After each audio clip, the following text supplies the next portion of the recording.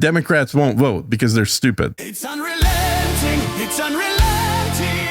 Just when you thought we were going to relent, it's unrelenting. Hey, it's Unrelenting. Friday. Yeah, it's Friday again. Can you believe it?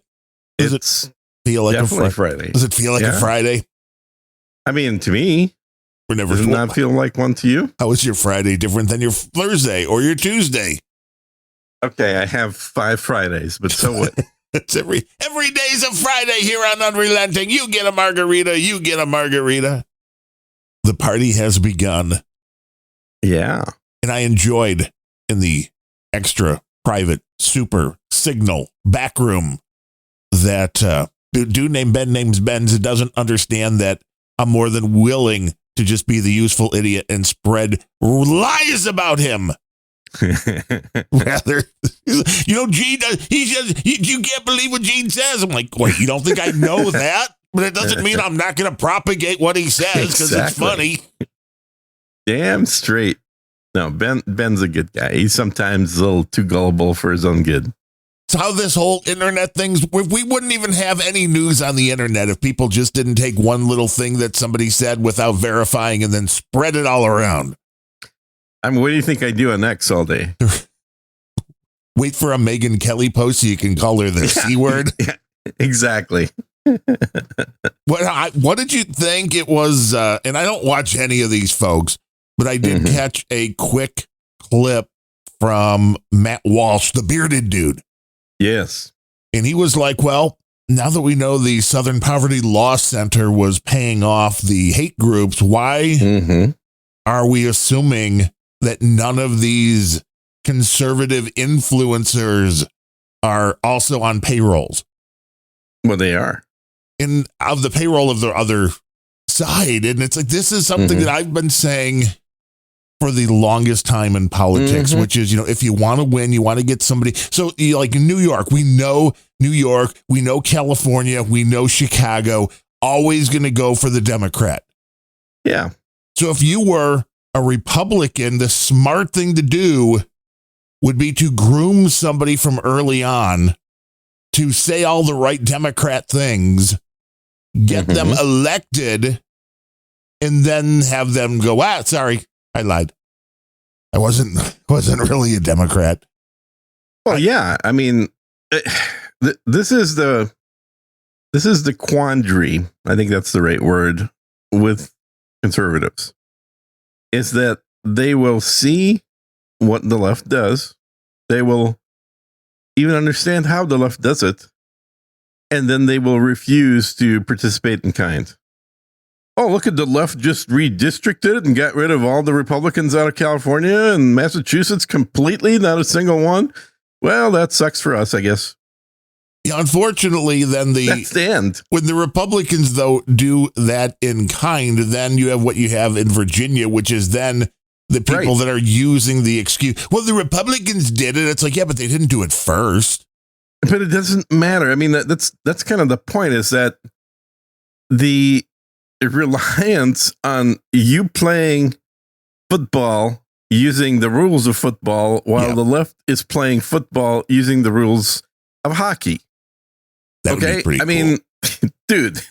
Yeah. I think I just invented an awesome sport, by the way. Yes. Will there be helmets or not? Will it be early hockey or late hockey? Well, there'll be helmets, but the first thing they'll do is take them off before a fight. You would have to. It's the only way to get a fair fight. It's a requirement. You got to take off the helmet. But I agree. This, I think, is an interesting thing to consider in something brand new that I don't think a lot of people have been considering when deciding whether or not you want to believe what you're hearing somebody say online. And it would explain a lot of the things. And I'm not making any accusations, but I'm just saying everybody's getting paid by somebody except for me. Yeah, and me, sadly. It's like this is the concept, though. Yeah, you remember back about, a year ago, there's a big kerfuffle about how a whole bunch of conservative podcasts were actually being paid money from Russia. Right. Like the Tim Pool money, right. Yeah. And there's like 5 other conservative podcasts that were caught in that whole, you're getting paid by Russia. Well, it was a grand total of like $3 million spread amongst 5 podcasts over the course of a year. Yeah. It's not huge money, but what, you think Qatar isn't paying anybody to hate Jews? Come on. Of course they are. Well, and it would make perfect sense because a lot of people have been A lot more seemingly than 5 million. confused when somebody that was pro-Trump, let's just say Megyn Kelly, which that was a beautiful picture you just sent me of Megyn Kelly. You like that? Mm-hmm. That's obviously Megyn Kelly, right? Yeah, it is. Yeah. Mm-hmm. And Tucker Carlson, who were, pro-Trump, rah, Trump. And then they turn on a dime and you're like, why would they do that? Well, because it was all a fake in the first place. It's a viable reason for that. Yeah. Now, I don't know if that's the case, but it could be.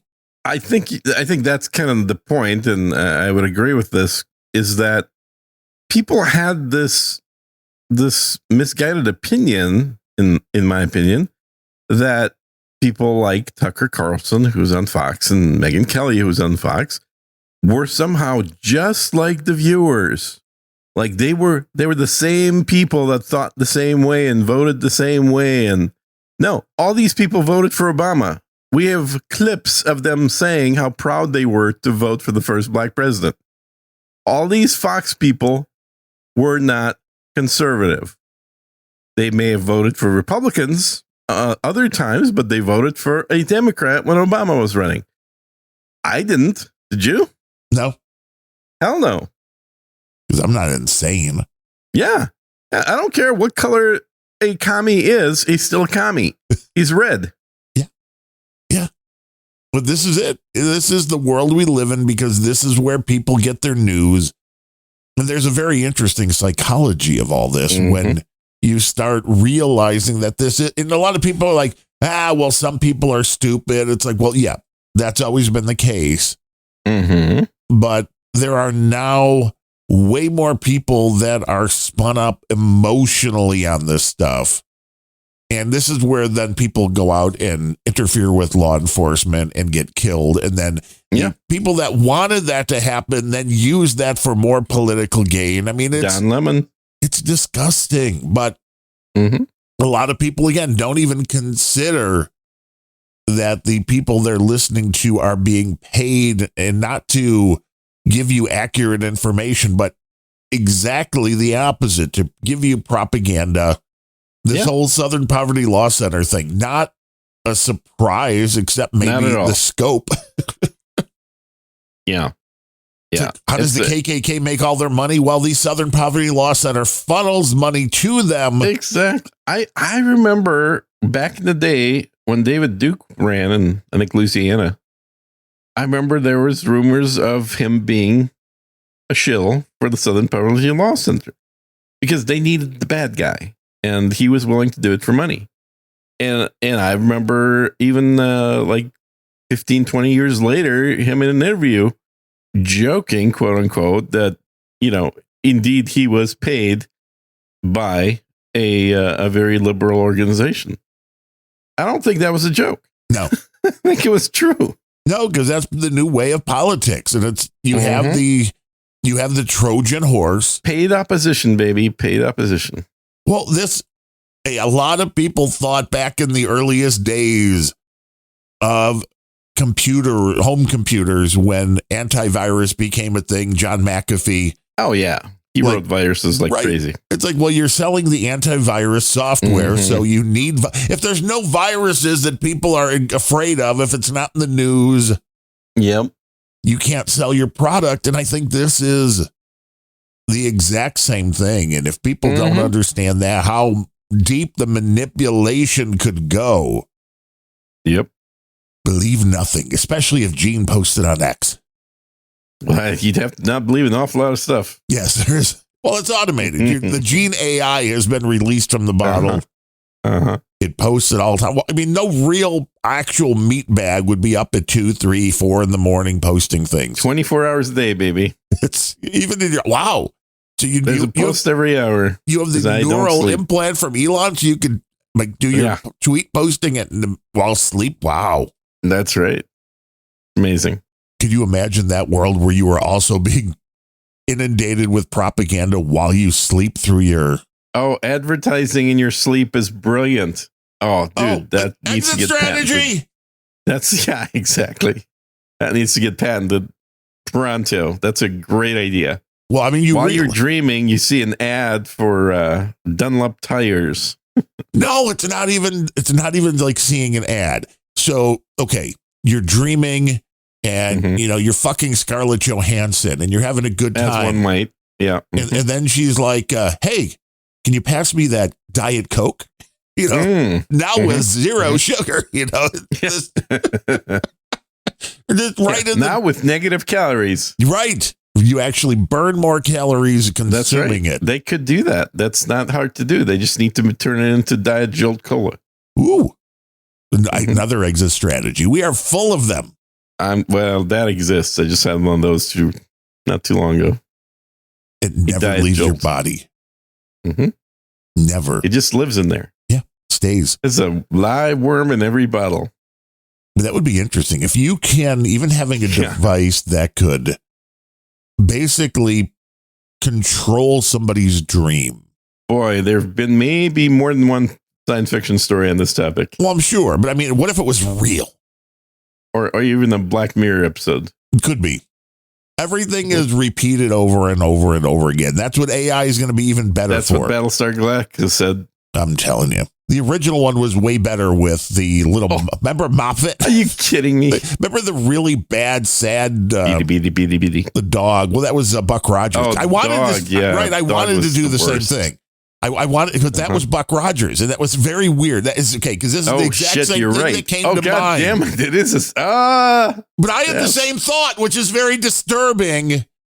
When I said Moffat, the first thing I heard was the B2B, even like, but why? Yeah. Because that's Buck Rogers. Yes. And not a dog. I will say, even though both shows had costumes that were made out of spandex. Yes. The Buck Rogers spandex was better.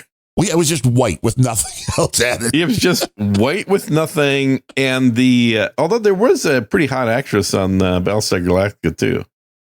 But Buck Rogers, I think, definitely took the cake for teenage boys watching it. Well, yeah, Aaron Gray. You're just like, Yeah, Aaron Gray was he was poured into that suit. Yeah, probably took a day just to get the suit on. Oh yeah, it's a beautiful thing. Old television.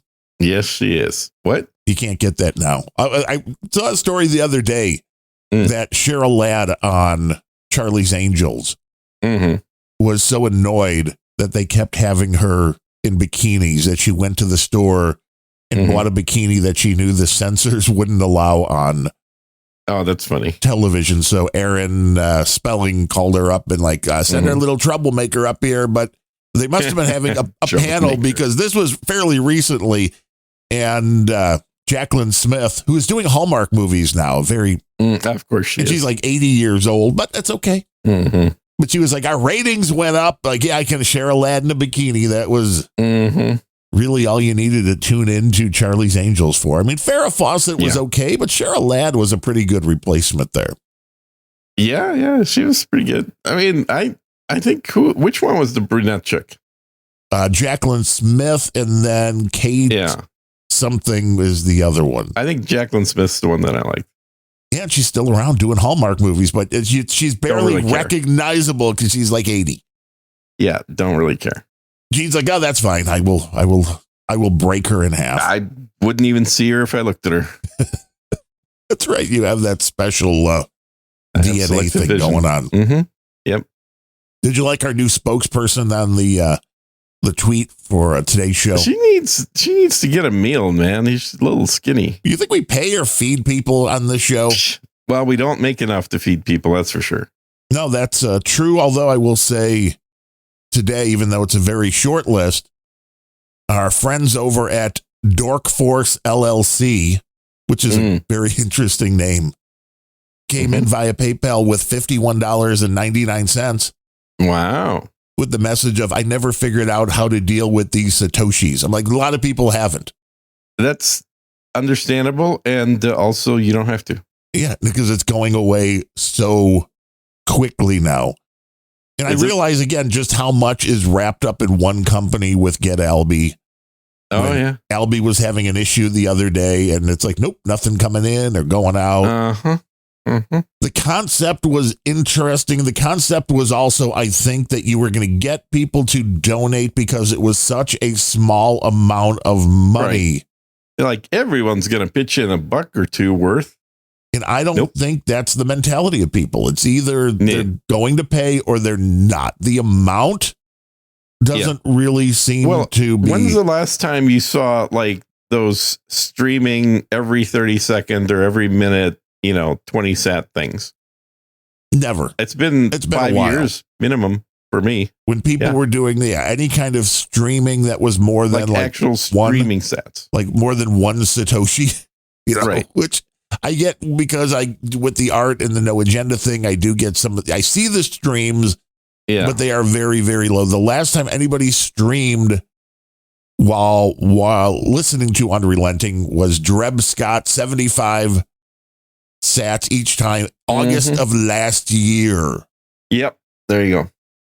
And overall, even no agenda 2 hours ago, 20 sats. Okay. But for any of my shows, no. Nothing.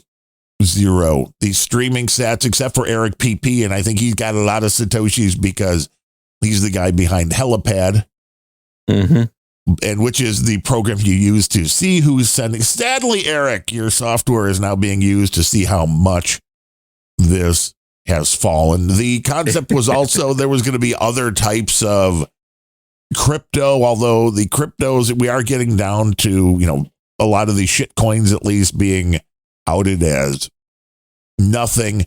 But your point that you made early on still sticks with me, which I think is one of the biggest problems with the micro dosing, if you will, payments to podcasts. And that is making that the system that does it real time. That is fucking stupid. Yep. Let your app add up everything. Accumulate. Yeah. For a week, 2 weeks. I don't even care if it's a month, and then send $2, $5, $10, whatever it is. Yep. Rather than trying to split these smaller payments. And the concept was great. The real time thing only makes sense if it's going to be like $1 a minute. Yes, where there's enough there for there to be everybody else be paid out and the splits and the fees and all the other things. Because remember, one of the things that I posted even to the developers back in the day, so this is probably 5 years ago, whatever it was, is that if the amount of sats per transaction goes down, the percentages are no longer respected. And it becomes essentially an even distribution between the number of people receiving sats. So if somebody's doing 3 sats a minute, then you get 1 sat, No Agenda gets 1 sat, and the network gets 1 sat. Yeah, which breaks down to nothing. To you getting basically 1/3 of the donation. Now, that's not true for large amounts. And they may have incidentally fixed this as well. Like I said, this was 5 years ago that I'm recollecting this happening, and I posted about it because, and it doesn't have to be that extreme. You could say, 10 sats where the smallest division of that is 1 sat, which means you're getting no more than 80% and potentially less than 80% of that donation. Yes. Where I think the official distribution was like, 2% for, it's either 2 or 5%. I don't remember anymore for the network, and then 2 or 5% for John and Adam, or just Adam, or whoever, the creator. And it was supposed to be like this small little slice off the top. Right. But as the number shrinks per transaction, that percentage small slice keeps going up because it couldn't split 1 sat. Well, that's it. And when the amount is so low that the splits are overwhelming it, then it just goes down to 0, which is also not great. No, and the solution that I proposed back then, 5 years ago, was you have to cache these transactions and then send them in batches, Right. which eliminates the problem completely because your minimum batch is $1. Yes, that would make way more sense. Yeah, and nothing has to change on the usage. Nothing has changed on anything other than the apps sending batches. And it could have even potentially been done by the network. Like if the apps send them one set per minute, the backend network could just track that, but actually process it once an hour. It might even have less, uptime for them that way, because all they're doing is caching it for an hour and then batch processing. That's, I think, something that obviously, who do you want to add work to? The network guys or the app guys? Right. And understand now that 10 Satoshis is a penny. Yeah. So if you're streaming 50 Satoshis a minute, that's 5 cents. But if somebody is on that for a 10% split, well, they're getting nothing. Well, no, they're getting 20% of that split, because the way it worked is everyone gets one of the smallest. Everyone gets a minimum of what's that. No, I don't even think that is that true. I don't think that's true. I think it was back then. That's what it was back then. So it's basically the smaller that number gets, the smallest percentage that anyone can get if they're listed on the split is 1 Satoshi. And so you know if you what? had the most annoying thing to me is watching when things are coming in and it's a 1 Satoshi thing every minute or so. And it's like, well, that's not even a penny. So it's just wasted data. It's wasted electricity. Right. Absolutely. Yeah. And this is the other complaint that I had back 5 years ago when they were creating this. Incidentally, I offered to come in and, whatever title they wanted to give me, but basically be the business guy in that little enterprise. And they said, well, we want to develop all the tech first. And there you go. Anyway, the other thing was the default amount of donation. So a lot of these apps, when they started coming out, they were defaulting to like 10 sats per minute. It's like, guys, you can't do 10 sats a minute default. First of all, people have no idea what a sat is. Right. If you do 10 sats, they think it's 10 cents. Right. Right. You have to put it in a currency they understand. You have to do it in a currency they understand. So in fact, they're going to feel guilty if it's literally like 5 cents a minute. I would default to something like 25 cents per minute. That would be my default. Convert the 25 US cents into sats, which would be 250, and then have that be the default. But you could list what the sats is per minute, but you should have in parentheses what the value is in local currency of that as well, because that's what people think they are. So I guarantee you there were tons of people that saw the 10 sats default per minute, and they're like, yeah, 10 cents a minute, I'm willing to listen to this. I'm willing to pay for this, because your sats are going to last forever.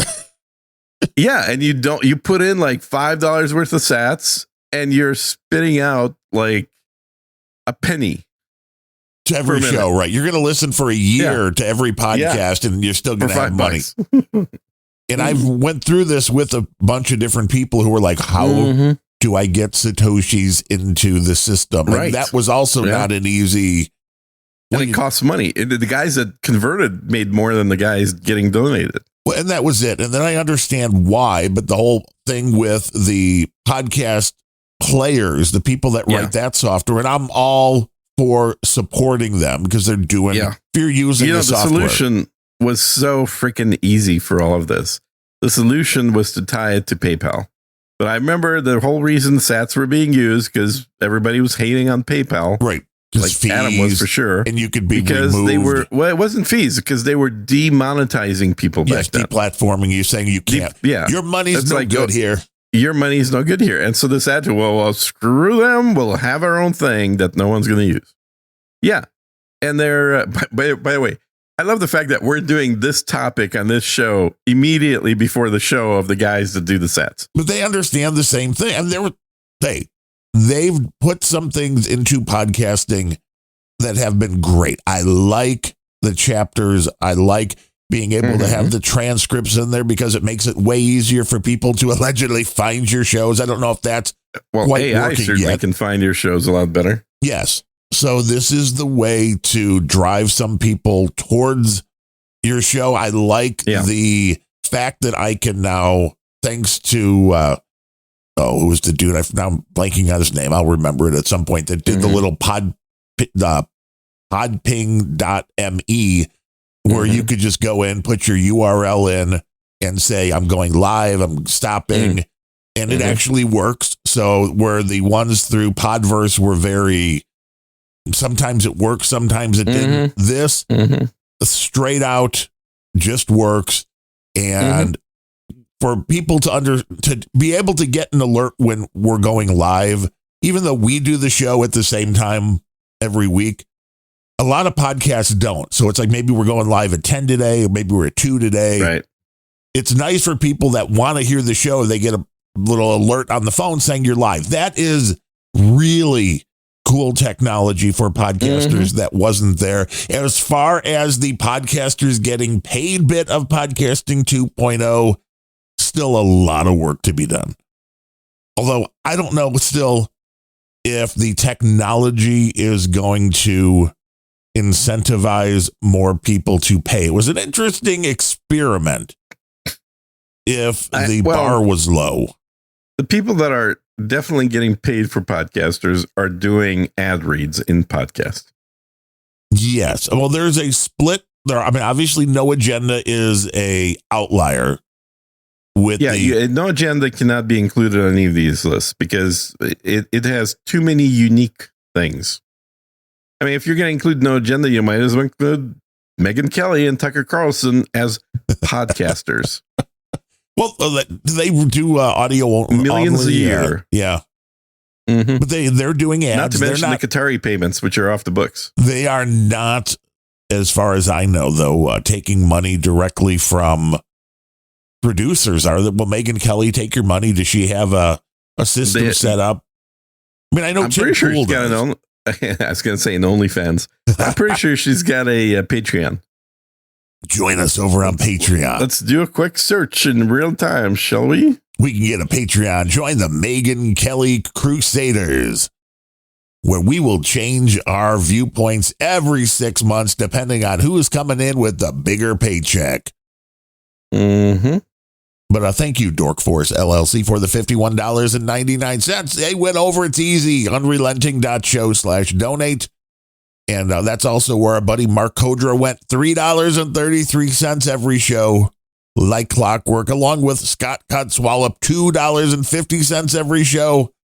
So at least we know there's at least 3 people that listen to this show. And that is worth its weight in gold. Although if y'all have gold, feel free to send it. Oh, she's still on Sirius FM too. Whoa, Coach. So she's a real radio girl. Well, she's been on it since she first got into the whole podcast space thing. That's who paid for her studio and her show is Sirius. That makes sense. She was on Sirius and then became more of a podcast thing.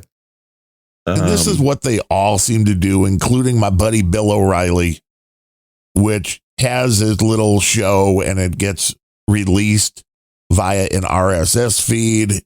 It is on YouTube. It is on, I think, still The First, which is one of these networks, which is hard to find, but probably on like DirecTV and maybe your cable. But it's an interesting thing when they kind of get spread over multiple different formats. So it's like you can get the same show. So Megyn Kelly's little about thing started in September 2020 as a twice-a-week podcast recorded in her children's playroom, has turned into a can't-miss daily news and opinion program across audio, video, and social media platforms that consistently ranks in the top 10 news podcasts on Apple and Spotify. And the YouTube channel has 138 million views in February alone. That's twice every show on CBS News combined and 50 million more than NBC News. Well, yeah, if you believe they're actual real people, and by views, somebody actually watched the whole thing. Yeah, and they're bought views. Yeah, I don't really, especially what we know now through all this stuff. It's questionable. What's more, Megan sells products. Oh, yeah. Not only does the Megyn Kelly Show draw massive audience, but Megan's advertisements deliver results. Data company Orbit, which ranks podcasts based in conversion efficiency for advertisers, has ranked the Megyn Kelly Show as a top performer. Taking some water from my Taylor Swift Tervis water bottle. Of course you are. Available nowhere because it was only sold years ago, but I digress. That is not an ad. Advertising at devilmaycaremedia.com. And I know she's admitting she's a Satanist. Okay. It's a great name for a Devil May Care Media. Yeah, mine is. It is kind of a good name. I agree. When I was doing podcasts, I still have the domain name, I believe, easymoneymedia.com. Yeah, how'd that turn out? It was okay. I made thousands of dollars when I had a vision and people that wanted websites. And although now websites, it's like AI, baby. AI will crank that out for you, baby. Oh, and the images on the Chat GPT on the OpenAI system have gotten so much better. It is crazy. My friend that owns a breakfast type restaurant, she sent over a thing because we just had a very basic graphic. They do a takeout brunch thing. And so she sent that in and we need to update that. And I just went into Chat GPT and I listed what comes with it and gave it her company logo. And first try, it produced a beautiful looking graphic with a photo realist image of all of the stuff that's included. So, it had your little scrambled eggs, bacon, sausage, and then it even had like a little nicely done, add $5 for cinnamon swirl French toast. And it was perfect. Just boom. I'm like, graphic designers? Why would anybody pay graphic designers at this point? They wouldn't. And websites are the same way. Now I know I could go into any of these AIs and say, create a basic website, or I'm guessing you could even do a theme for the, whatever you're using, whether it's really WordPress. Need to stop paying for Squarespace.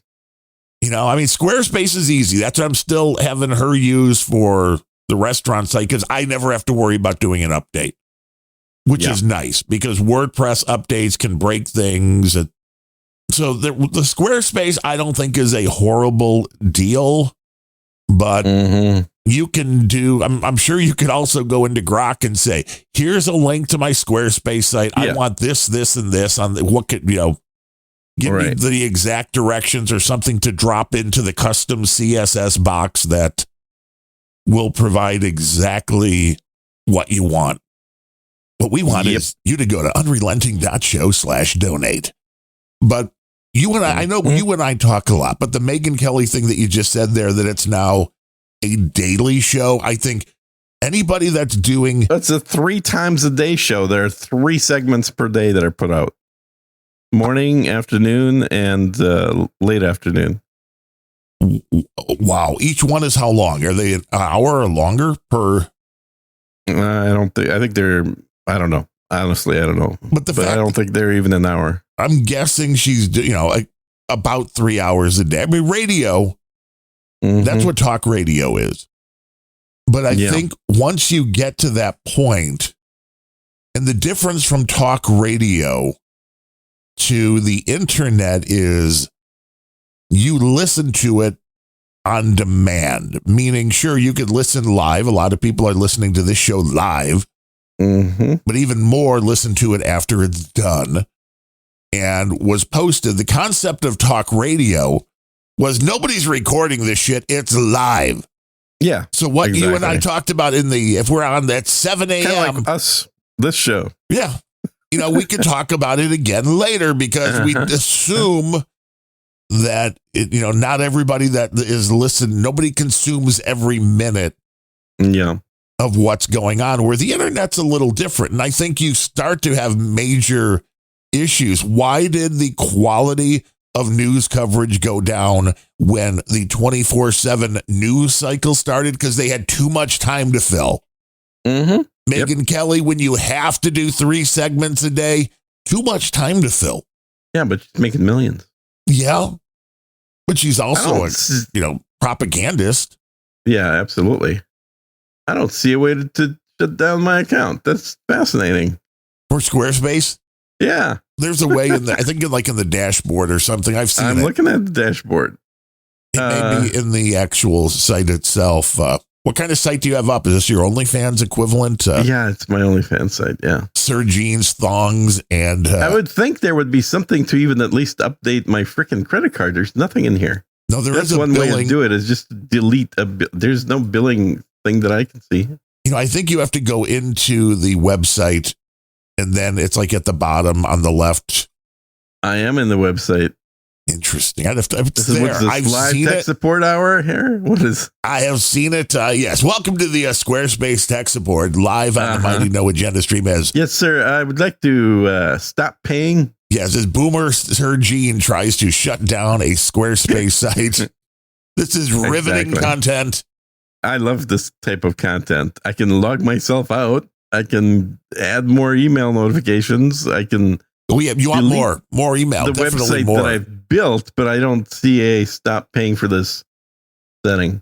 Like, why would you want to stop? Why would you want to stop paying? Why would you? Yeah. Oh, why would you? You've got the account dashboard. Maybe is it under domains? It might be under domains. I mean, you can remove a domain, but I don't think maybe that'll stop paying it. But you're right. That is an actual just the domain, not the. Yeah. Oh, here, if you hit the domain, billing right above developer tools. Yes. You can manage view your plan. Stop collecting money. That's the plan I want. You can start viewing your invoices. And you're like, here we go. Here we go. Cancel the subscription. That's it. Right there. You are hearing it live, everybody. Why are you listening? Don't care. Don't go to Gene's website anymore, no more SirGene.com. Are you leaving for another site? Where are you going? Where are you going? You're like, I'm letting Grok do it all. Tell us which one. No, I'm not gonna. Yeah. I'm letting Grok do my bidding. The realism is getting better as far as the photograph. Although the image that I used for the chick today was created, believe it or not, in ChatGPT. Mm-hmm. Yeah, I believe it. And then moved over to Grok for the video. Mm-hmm. Which it's getting better. Too skinny. That's what I'm telling you. Well, for the next time, we'll give like a 400-pound rotund woman there is for this Gene. thing called not an extreme, but like actually attractive female, which doesn't have to either look like Twiggy or like Miss Piggy. Like there is something in between the two. Twiggy and Miss Piggy, I'm not sure which one dates you more when you really think about it. Yeah, the 70s. Hello. Yeah. Then we had Charlie's Angels and Buck Rogers. Beat it.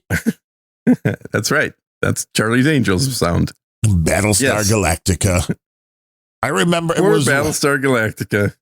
I remember my mom watching, was it Dynasty that Heather Locklear was on? Yes, my mom loved Dynasty. And I loved Heather Locklear, so it all worked out. Everybody loved Heather Locklear, yeah. Well, she's was the young one on that show. Yeah. She's finally now down to, what's his name? One of these other like old stars. They finally got together, Heather Locklear. Okay. And it was a story the other day. I don't know why Fox News, I blame them for not having any news. Yeah, there's no news on Fox. Are you kidding? It's like, what the hell? Why is Ukraine update? You got to have a Ukraine update, yeah. The only people that care about Ukraine right now. Yeah, Lorenzo Lamas and Heather Locklear have gotten together. In their 70s. They are 68 Lorenzo, 64 Heather Locklear. Yeah, so she was younger. Yeah, 64 only. Although she's looked like she's been way too old for years now. Yeah, yeah. They all do. Hard living. I can't see them. Hard living. A lot of partying. Lot Out of in the drugs, Hollywood lot land. of drugs, Gene. They've been doing the Yeah. cocaine. But who was I think it was Linda Evans was in Dynasty, and Yes. then Joan who was the Collins. bad guy chick? Joan Collins. Yeah. Yes. She's I still always around. liked her. Yeah. Really? Got to be 105. But don't she doubt was it. like the witch first wife chick. Yeah, she was born in May of 1933. Yeah, so she is 100. She Yeah. is 92 and still around. I saw her recently also in, I think it was a Hallmark movie. Oh my God. She is still working. Where stars go to die. Hallmark. She has a 2026 thing. So she was Mhm. working. The one I saw her in, I don't know what it was, how long ago, but yeah, she's still working. I mean, of course, why Mhm. wouldn't you at 93 or 2? Yeah, really. Got to pay off all the money she owes to people, I guess. When you live that long, you're like, I wasn't, retirement. Yeah, I planned for Yeah, retirement. That ended when I was like retired, 80. and then I had to unretire because I used up my retirement. Right. Like nobody tells you Yeah, when you she hit played 90. a great bitchy first wife. Oh, yeah. She did a great job of that. Good old soap operas back in the day. Well, it wasn't a soap opera. It was a evening. It was opera. an evening soap opera, yes. No, they're soap operas because they're watched During the by day by the housewives during women. the day when they're doing soapy things like washing clothes and dishes. Hey, I wouldn't have mind getting soapy Which with Heather no Locklear. wife does that anymore, by the way. No, they have a mop. They have husbands to do that shit now. And then we go buy $1,000 little square, like round device that goes around the floor, like, and then it cleans it all automatically. It's magic. Mhm. Yeah. Amazing Isn't it? stuff. All right, enough talking about old broads. Hey-o! Welcome to Unrelenting, your old broad source on the internet. Let's hope not. We don't need to become that. Hey, does it pay better? That's the question. Hey, that's a legitimate question. Can we get some Qatari money here? Come on. Yes, Qatari money. Do they but like thanks. old broads in Qatar? We should find out. I don't know. Got a lot of questions for us to get on the gravy train. They probably like the other show, Dallas. Oh, bum, bum, bum, bum, bum, bum, bum, bum, bum. Mm-hmm. Featuring Linda Evans, JR as JR's wife, Sue Ellen. Yeah, and who killed them? It was Real a question. dream. It was spoilers. Yeah, well, you can't be doing spoilers. Don't do spoilers. Somebody may not have seen a show that's 40 years old. You know, you got to go back and watch Dallas, everybody. Actually, don't watch Dallas. Just watch the current version of Dallas. Is it better than Landman? Landman. Landman is kind of the new It's version exactly of the Dallas. current version of Dallas. With hotter Yep. women. Well, Crazier I women. mean, back in the day. Well, I mean, the cocaine parties back in the 80s, man. That was the whole thing. But do you think, getting back to the original point, that any of these, the Tuckers, the Megans, you think they're actually being paid to pretend they're pro-Trump so then they could, because this is what you see on they a were lot. They were absolutely paid by Fox News to pretend they were pro-Trump. Yes, Well, 100%. But then to turn also being paid, because there is huge influx of these other left-wing talking heads that love to do content. Oh, Mhm. even people that were Trump supporters are turning against him. Oh, his Dude, base is turning against every him. one of these woke righties has had Cenk Uygur on as a guest. Oh, that guy's Now, Cenk- freaking retarded. Cenk wants to literally kill people and fuck animals. And I'm not exaggerating. These are all clips from his show. He talks about how bestiality laws are stupid. And he's the product of two cousins' marriage. These are, again, all facts about the guy. He talked about how his parents were first cousins. Anyway, this guy has been, what you got to give him props for is that as a fat Turkish guy, he has been broadcasting on both television, radio, and streaming media for probably 25 to 30 years now. The guy's been there a long time. He was one of the very, very early ultra progressive voices in media. And you got to give them props for that. Oh, wait. Nobody else was really doing it. You mean the Young Turks was because they were Turkish? Yeah. It's literally named after the people that committed a genocide. The Armenian genocide was committed by a group from Turkey calling themselves the Young Turks. Which, of course, you would then want to take that name naturally, because you want to commemorate the heritage of your country. Wow. In committing genocide.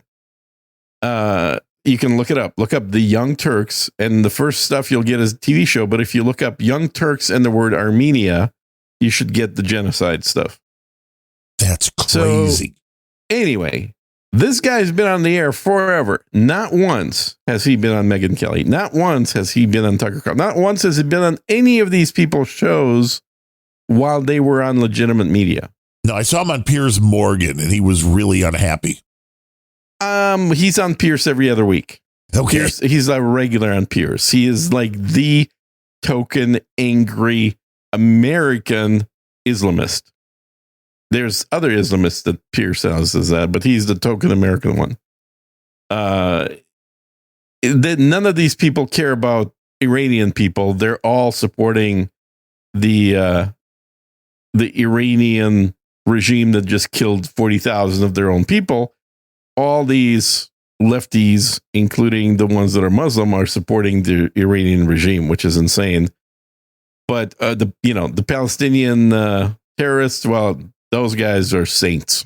Oh yeah, it's sick. Anyway, my point is simply that all the anti-Trumpers, all these people that have allegedly flipped now to be anti-Trump, they're all having Cenk on, or his cohort, his co-host.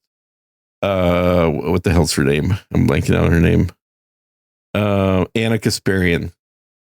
They're having either Cenk or Anna on all of a sudden because now they have more in common than not. Well, because it's the propaganda they want to spread today.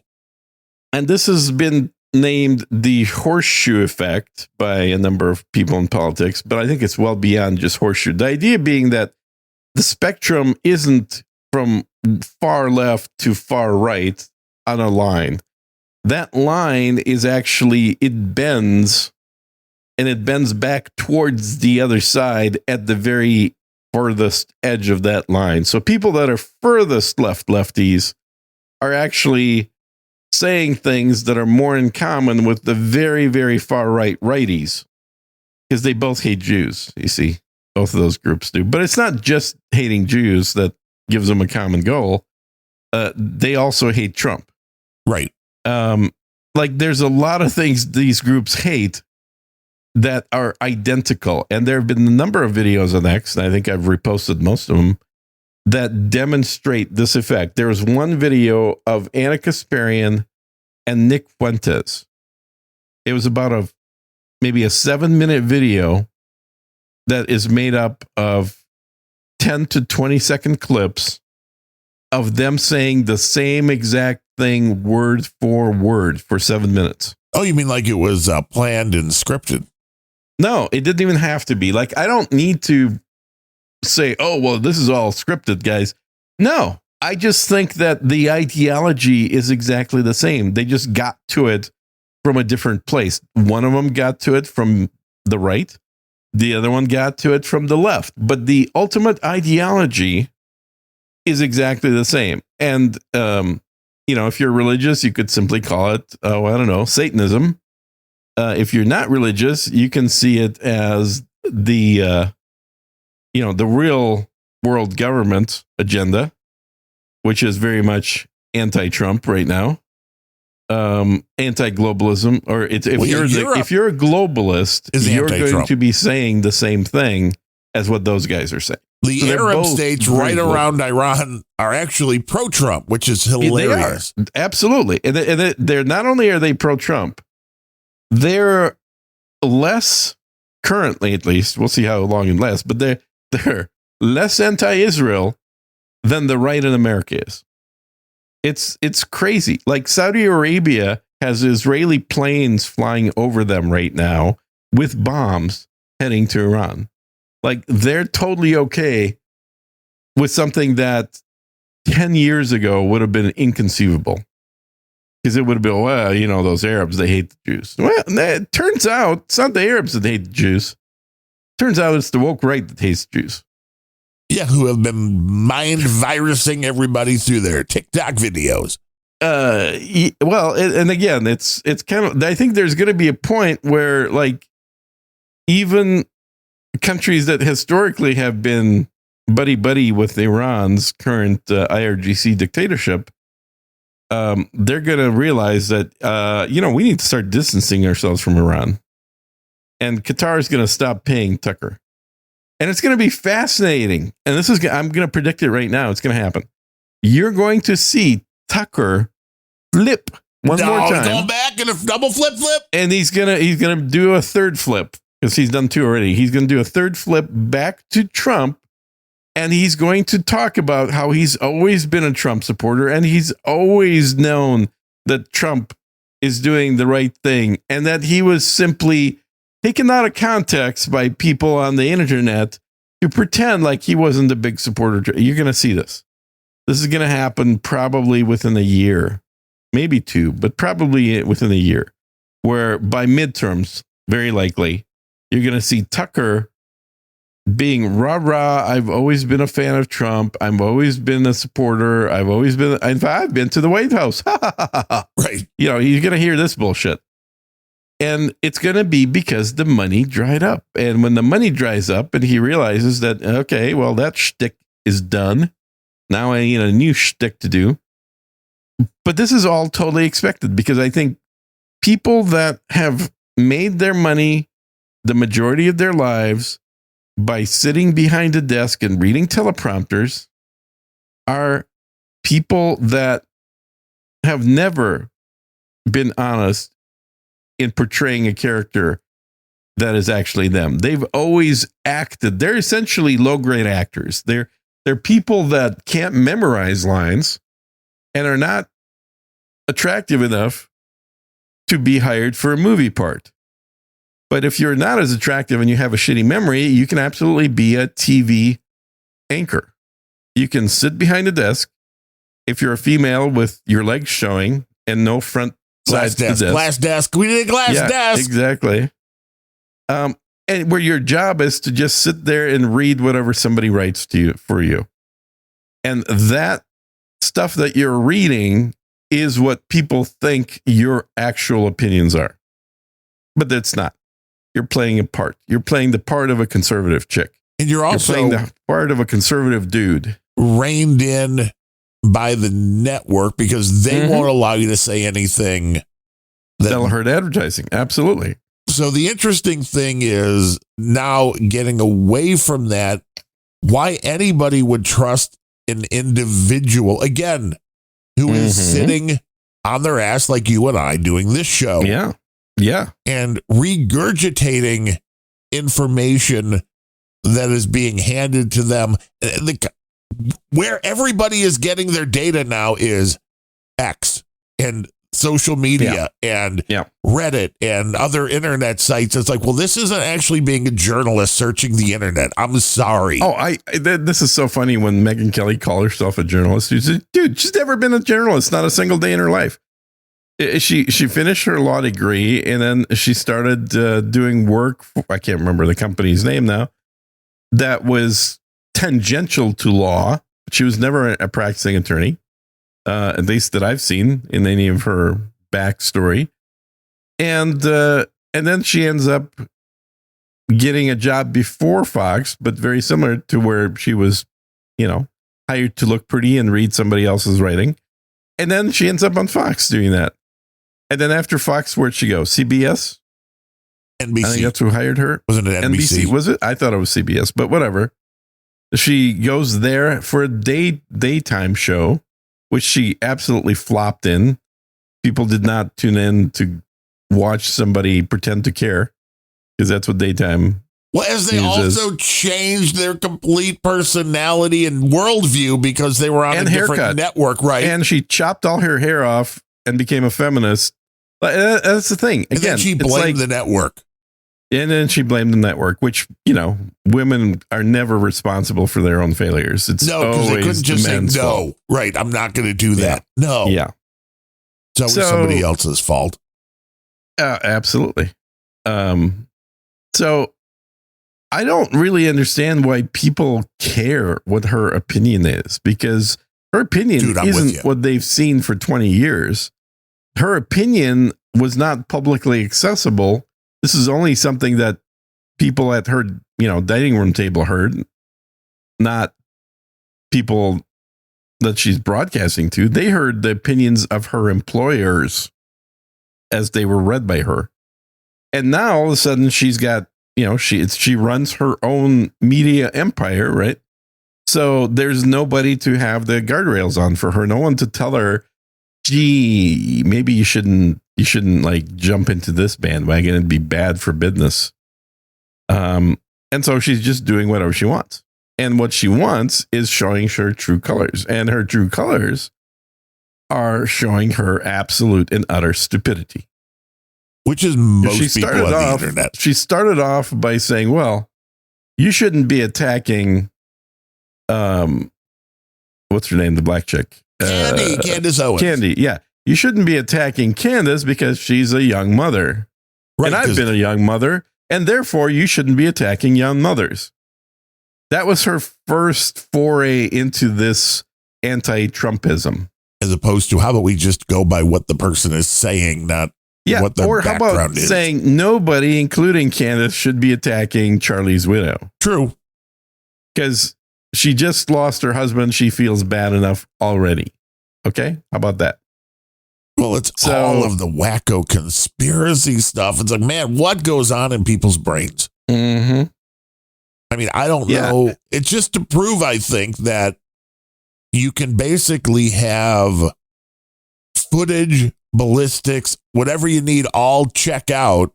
Yeah. But people will still believe the anti-story because they want to believe there's an anti-story.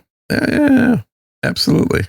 But this is how you get to this point in history where you have the strife that you do. And again, we have the Southern Poverty Law Center, it would appear, paying the KKK and other hate groups to go out and do hate group things so they could be like, we're raising money to fight those people. That's right. We're paying the people that we're raising to fight. Right. We need to otherwise they wouldn't even exist unless we paid them money. That's how bad it is. It's like insane. There would be nobody to fight if we didn't pay them money. Right. So then we would have to close down, and I don't want to close down. We need to keep going. See, this is, I mentioned a similar thought pattern on my other podcast.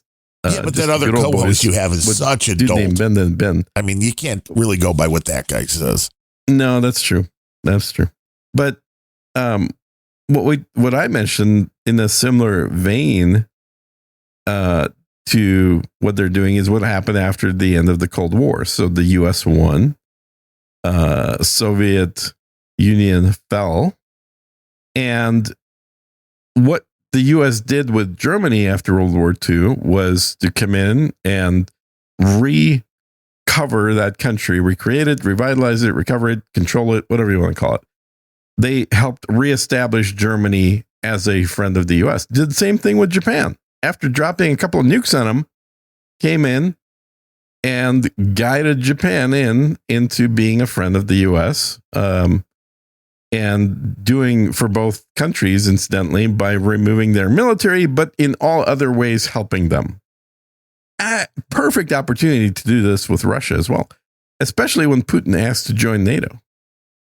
They could have probably had Russia give up all its nuclear arsenal if the U.S. would have acted a little differently during the fall of the Soviet Union and was a lot more consoling and friendly. Instead, what you had was people in that administration who had been fighting the Soviet Union their whole lives as government bureaucrats, not as soldiers, who couldn't let that happen. They not only had to win against the Soviet Union and watch it fall apart, they had to then destroy all the countries that spawned out of the fall of the Soviet Union.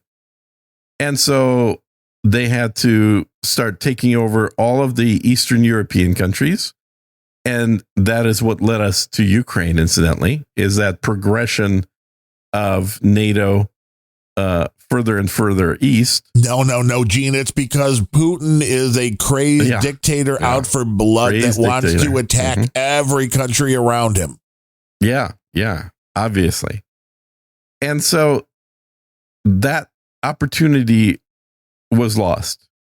And instead, what we got is a recreation, albeit to a much smaller scale, of a Cold War. A Cold War where there's a hot war in Russia that is fighting the United States. Cold War, meaning sending money. And this was taken right out of the playbook of Afghanistan, because in 1978, the United States decided to send weapons to the Afghans who were fighting the Russia. They weren't even fighting Russia. They had lost to Russia. Russia effectively invaded Afghanistan and took over the capital and brought in their own political leaders. So Afghanistan was very much a Russian client state, but a guy named, his last name's Wilson. I forget his first name. It was a congressman. Was the one that championed this idea and sponsored legislation to do a black fund for the Afghans to get better weaponry that could actually take down the Russian Hind helicopters, which is an awesome helicopter. The Hind is a very cool helicopter, which had an armored floor. So essentially, all the weapons the Afghans had did zero damage to these helicopters, and the Afghans were terrified of these things flying in because they couldn't do anything about it, and then the Hinds could just shoot down with impunity at them. And so they needed weaponry that was capable of taking down larger things like these helicopters, because the Afghans mostly just had like SKS rifles and British military rifles. I think they had a bunch of Enfields back then, Enfield rifles. But the point is, it was actually a very good plan. God, I forget his first name. His last name's Wilson. Not Woodrow. Charlie Wilson. Charlie Wilson. Charlie Wilson's War. It was Charlie Wilson's War was a great book that was written about this exact thing. And a movie, in fact. I think they made a movie about it. But the idea being that, instead of trying to fight fire with fire, all we got to do is spend a little bit of money to get weapons to Afghanistan. How are we going to do that? Because we don't have an official relationship with them. And what did they do? Oh, they used Israel, America's greatest ally in the Middle East, to have Israel provide weapons that they bought to Afghanistan, and only ship Israel money for doing so. And of course, that money was called US aid. Oh, amazing how that shit works. No. And that program was so successful that Russia had to withdraw from Afghanistan within, I think, a year and a half, maybe. But it was a very short period of time with 0 American troops on the ground and a fairly limited budget for the help that they provided. They were actually trekking in these anti-helicopter weapons on donkeys. That was one of their requisitions, I remember from the book, is that people in DC were raising eyebrows about the fact that we're buying 1,000 donkeys. Why are we buying donkeys in Afghanistan? Don't they have donkeys there? Well, we're buying donkeys because no jeeps can actually climb up to where these villagers live in the mountains. Like, that's your only method of transportation, and we have to buy our own for this. And they were schlepping ammunition and larger caliber and anti-helicopter weaponry up the mountains to the Afghans. And in the process, we also created the Mujahideen, which were the, quote, freedom fighters of Afghanistan, who were a direct predecessor of the Taliban. the Taliban emerged out of the Mujahideen, and ISIS emerged out of Taliban, as typically happens in the U.S. when we create a friend to help us against an enemy. We usually also create an enemy in the process. And that incidentally happened during this whole operation when the U.S. was supplying weapons, and it was all, they were supplying food as well, because you can't give weapons to somebody that's starving, because the first thing they're going to do is sell the weapon for food, right? So you can't give nice things to somebody who is lacking basic nutrition. So we had to feed them as well. We had to make sure that they actually use their weapons and didn't just sell them, which is a problem that we've had in Ukraine, because there's a ton of American weaponry currently on the market that all came via Ukraine. No. Weaponry and ammunition. I've bought ammunition that came out of Ukraine that was U.S. still in packaged ammunition, green tips, U.S. armor penetrating rounds. Wow.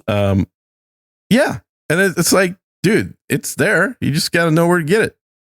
It is surgene.com with I'm sorry, guns. /guns. Wait, or is it surgenes.ru/guns? That might be. Well, okay. I just shut down the gun sales website. So that was the Square. Everybody just missed it. That was the Squarespace site. Sorry, guys. I hit the delete button. That site is no longer up. No more guns from Gene, but he will still sell you ponchos if you want them.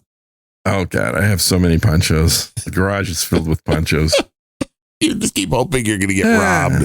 Hey, man, anyone that expects any kind of Christmas gift or birthday gift from me, guess what they're getting? Ponchos. I guess it's going to be the year of ponchos. It's been the year of ponchos for the last 3 years. Use AI to make them better somehow. Well, I mean, the one cool thing is I actually recently saw a video showing how one of these ponchos prevents you from being spotted by drones' infrared vision. Ooh, that would kind of make sense because you're blocking the heat. Yeah, you're reflecting the heat. Yeah. It's a safety thing. It is a total safety thing. If you want to avoid getting droned by American drones in Ukraine, buy a poncho. If you're going to Ukraine, talk to Gene. Although it's probably safer than Chirac. It probably is right now. That's true. And the other side question I had for you, just because we were talking about Megyn Kelly and teleprompters, Daniel J. Lewis, who's a podcasting dude, he was like harping on this. I had to unfollow him on X because it was like after like the 5th or a 10th time that I saw a ad for the same episode. I don't mind people putting out stuff when they release something. That's cool. I expect you to do it. I don't want to see like 40 different messages of, hey, teleprompters aren't just for video shows. Yeah. And I'm like, what the fuck could you do with a teleprompter on an audio-based show if it's not scripted? Oh, there's a lot, man. Did you listen to my whole episode? It's like, fuck you, I'm not listening to your whole episode. It's a teleprompter. Used for teleprompters. Okay. Yeah. It's like, I don't understand. Oh, they're way more. And now for video, if you need to make sure you get exactly what you're doing right, then teleprompters are great. And, if you're making a video, I get it. But for a audio show, there's no reason a teleprompter would ever be better for any kind of notes on a audio only podcast than, opening up text pad. Right. That's crazy. I was just like, so anyway, what about this guy? Why are you mentioning him? I just didn't know if you thought there was something I was missing. Like, could you even conceive of a reason why a teleprompter would be useful for audio podcasting? It's not. Okay, that's what I thought. Because I'm like, we're old. Maybe I'm missing something. No. Unless this guy has no arms and he can't scroll. If you can't scroll a page, and you have no arms, then the teleprompter, which scrolls the text for you, may be useful. Yeah, I didn't think of that. It could be Did you ask him if he had no arms? Because that would have been my comment. It's like, do you have no arms? Can you not scroll normally? Maybe that I should have asked that. I didn't know why I didn't come up with that. You're not snarky enough. That's why. I know. I'm not fully yet trained in the Gene methodology of dealing with the Megyn Kelly's on X. Mm-hmm. There's just so much waste of time. And Elon reposted something the other day, which was a study on how short form video are rotting people's brains, killing attention spans, how it's even worse for kids. And I'm like, how much more data do we need that proves everything on the internet hurts Bad for children? Kids. Yeah. But why do we continue? Why is nobody talking about maybe kids shouldn't be on the internet? Why is this always like, no, the internet people have to make it safer for the kids rather than, hey, fuck the kids, don't put them on the internet. Yeah. Somebody just did that. In fact, I just read, I'm trying to remember which country was just passed legislation where nobody under 18 could be on the internet. And they should ever. That should be. I agree. I think if you're under 18, you ought to be running around touching grass. Yeah. And your Playing brain video games. will be better. I mean, the fact that there are now like 2 minute at a time serials that people are watching. And by that, I mean content, not the stuff you put in a bowl and eat. Yeah. But it's really sad that this is where we have gotten to. And that people are, and they're like, oh, it's a dopamine hit. And there was the whole thing. I think I pulled a clip for it for Planet Rage on Monday. But the news story was like, well, hey, people get a dopamine hit. They love watching short-term clip videos. show thing, that's never going to catch on. I don't know why you keep doing that. I don't know. We keep trying. The concept, though, with the news saying that people get a dopamine hit and love short-form videos, I mean, who does? I mean, I don't. I can't stand these 60-second and less videos, unless it's most strictly of the videos. Yeah, most of the videos I watch are like 2.5, 3 hours. Right. I mean, this is the average. If now I will accept if this is like, hey, how do I fucking get the filter out of my refrigerator? And somebody could show that in a minute or less, I'll applaud you. But for content that is supposed to be like entertaining, like, oh, hey, we're pulling a prank on somebody. And how many of these things do you see where you're like, do you not realize this was staged? And all of the comments are treating it like it's real. It's like, you fucking people are stupid. Yep. It's sad. But we're fucked because these people vote. TikTok. Well, they shouldn't vote. Right, this is also true. Yes. Yeah, which is another topic that I've been, saying for a long time that people don't necessarily agree with, but I don't think voting is for everybody. It shouldn't be. Voting should be for people that actually own land, have an opinion about a topic which they, to some extent, understand. And if you, my way of filtering the voting, which I've been saying now since high school, I've been repeating the same thing, which is what you do on podcasts. I do. That's all I do on podcast. On every podcast, I say the same thing. When you go in to vote, there should be a piece of paper that only has the titles of the positions and then the blank line next to it. So all voting has to be write-in voting, and that solves two major problems. One, if you don't know who to vote for, you shouldn't just be randomly clicking on somebody's name. You should have to write and or type on a keyboard, because everything's digital these days, the name of the person that you want to vote for a certain office. You want to vote for somebody for governor, you better remember who's running and which of the two guys or 3 or 4 guys you want to vote for, because you're going to have to remember that name and then put it in. No, I just go and I look for the R, for the D. That is the main problem with voting in America. I go vote D. You should not be voting based on information that you first received at the voting location. All the chicks are voting for more D. I think all the chicks are voting for chicks. Probably true, too. They don't even care what party is. If it's a chick, more likely to get a vote, which is fine, because a lot of guys will not vote for chicks regardless of party. So it all equals out. So it does kind of equal out. But the problem is, this is called uninformed voting. Yes, we have voting, but it is by uninformed people. The majority of the people currently voting could not tell you who they voted for unless prompted. Did you vote for name blah, blah, blah? Oh, no, I did not.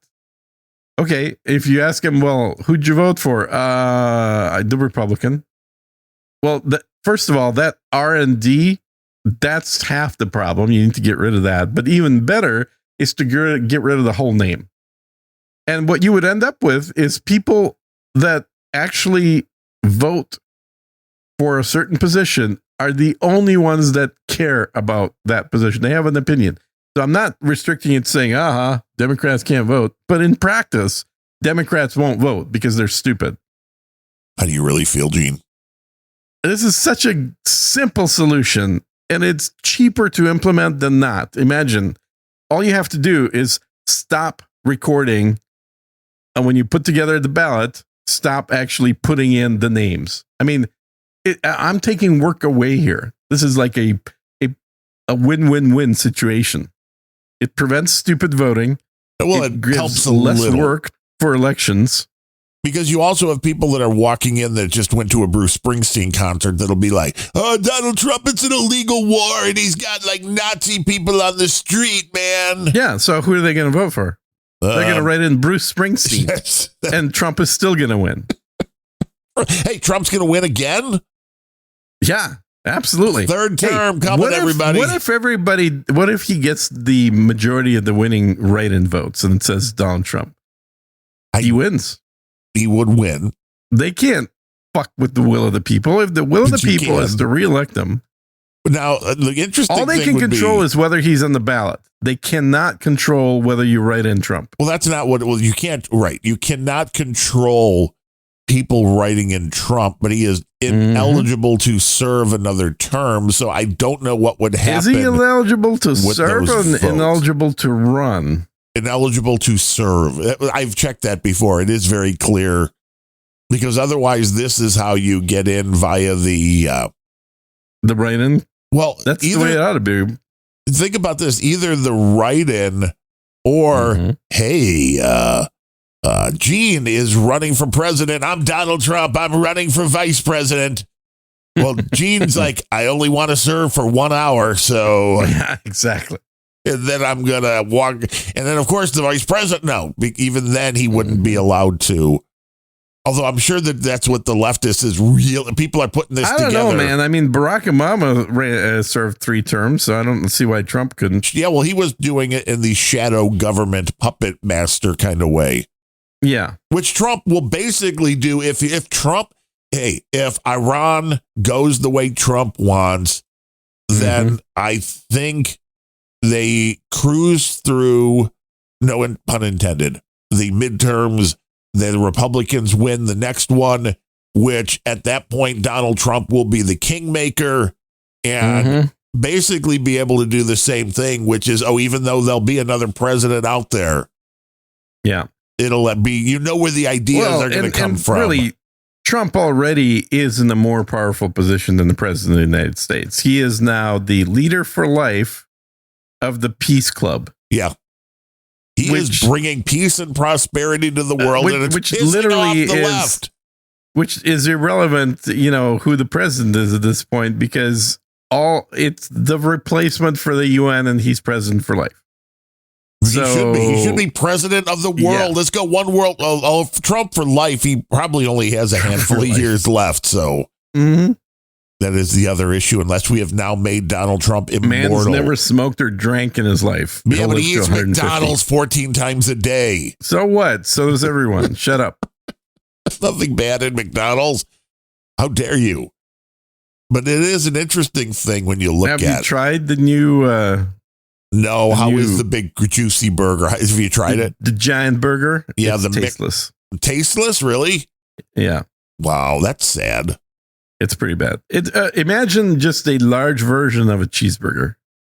No, I want something with some with some flavor to it. I mean, McDonald's is not known for flavor. No, they used to be, and then they were known for all salt. Yeah. I mean, I used to love the quarter pounder. Yeah, they did have a lot of salt. Yeah.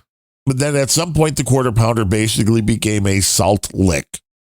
It's also not actually a quarter pound. No, that's just before they cook it. And by the time they cook it, it's like 5 ounces. It's less than that. Yeah. But you can make tasty burgers using quality ground. I even like the quality ground turkey. Everyone should be making some at home. Yeah. Ground beef, ground turkey, ground lamb, ground whatever. And then you add in the ground Gibson's, the steakhouse here in Chirac. They have seasoning that you can get at like Costco now in the big bottle, like the Gibson's seasoning. Oh, that thing is great. You put it in the meat, you mush it up, you make your patties, boom. Heaven on a bud, I'm telling you. Yeah. Yeah. I like the barbecue seasoning better, but yeah. Well, that's good too. The McDonald's went from 1/8 ounce patties for its Big Mac to 1/10 ounce patties. I hate shrinkflation. Mm-hmm. I mean, I think the worst is still Wendy's because I feel like I'm almost insane remembering going to a Wendy's and buying a single or a double and being like, man, that burger's fucking big. Hey, where's the beef, man? That's at Wendy's. Now a double McDonald's shrank their it's like burger. a fucking White Castle size double. What the fuck? Everything's White Castle size. That's exactly right. Except White Castle's like, hey, we haven't changed. I don't know. We don't have those here. We have a Yellow Castle.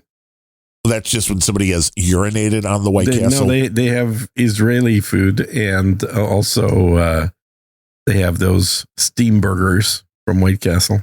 What is Israeli food? Hummus. I like hummus. I don't.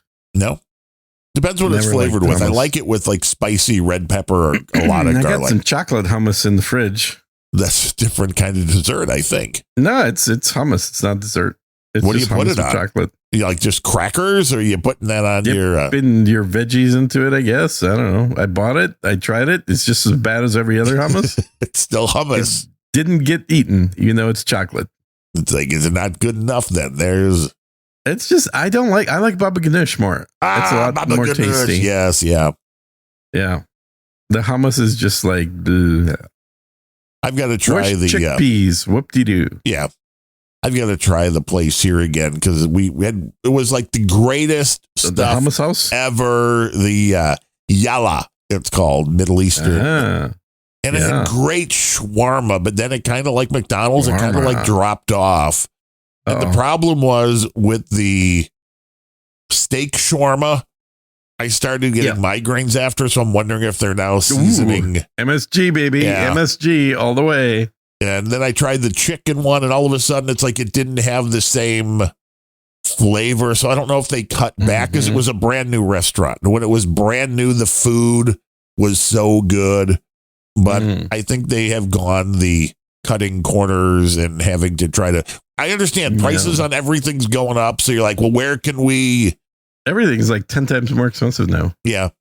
So, even rice and they had spicy hummus, which was so good when mixed in with the shawarma bowl. You can get the shawarma on the big, pita type thing, but they had the shawarma bowl that was great with some pickles and onion and tomato and the spicy rice. And it was like, wow.